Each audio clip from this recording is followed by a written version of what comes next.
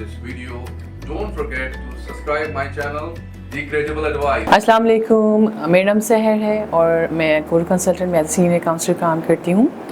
आज हम फिर हाजिर हुए हैं to discuss about something different like foundation क्या है कोई किसी भी सक्सेसफुल केस की। अक्सर लोग पूछते हैं कि क्या हम करें कि हमारा केस जो है वो सक्सेस की तरफ ही जाए। जो बेसिक फाउंडेशन है उसके बारे में आज हम बात करेंगे। तो दो बेसिक चीज़ें होती हैं जिसकी बेसिस पे आपकी पिटीशन जो अप्रूवल आ रही होती है। एक है आपके डॉक्यूमेंटेशंस, जितने भी डॉक्यूमेंट्स हैं वो किस तरह से गैदर किए जाएँ, क्या क्या डॉक्यूमेंट्स हैं उनको गैदर किया जाए। और फिर सेकंड वन है प्रॉन्ग्स, जो 3 प्रॉन्ग्स हैं जिनको जस्टिफाई करना होता है। इसी बेसिस पे पिटीशन अप्रूवल्स आती हैं। तो सबसे पहले जो हम डॉक्यूमेंट्स हैं उनकी बात करते हैं कि डॉक्यूमेंट्स आपको क्या क्या रिक्वायर्ड होते हैं।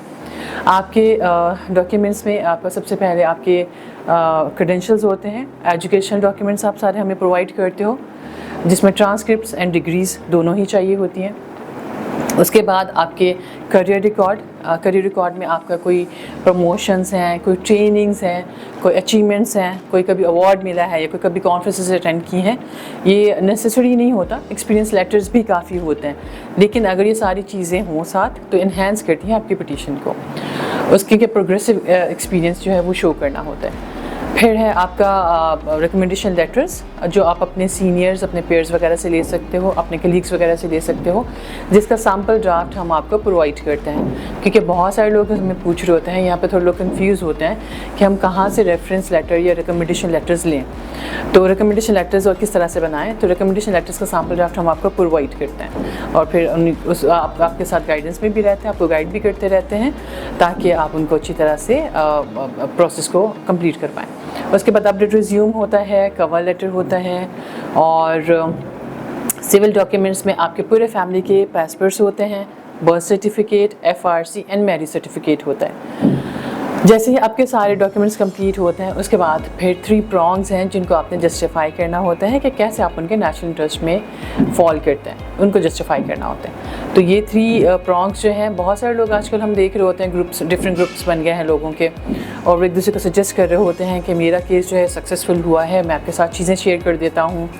और क्योंकि मेरे बहुत सारे क्लाइंट्स हैं वो जिस तरह मतलब इस तरह से आते हैं कि हमने खुद से ट्राई किया था लेकिन हो नहीं पाया, क्योंकि हर कोई इस फील्ड में, किसी भी फील्ड में हर कोई एक्सपर्ट नहीं होता है। तो लोग कह रहे होते हैं कि हम आपको बताते हैं कि किस तरह से प्रॉन्ग्स मैंने लिखे थे और मेरा अप्रूवल आया है, आप भी इसको कॉपी पेस्ट कर लें। ऐसा कभी नहीं होता है।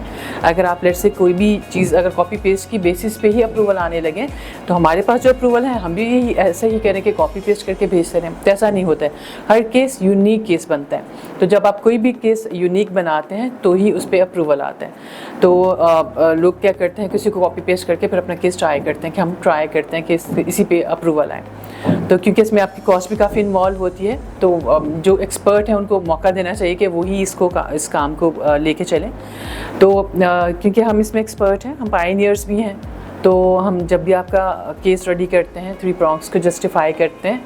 हर केस यूनिक केस होता है, उसको यूनिक तरीके से ही हम लोग 3 प्रॉन्ग्स उनको जस्टिफाई करते हैं। तो इसी बेसिस पे माशाल्लाह से अप्रूवल रेट भी बहुत अच्छा है।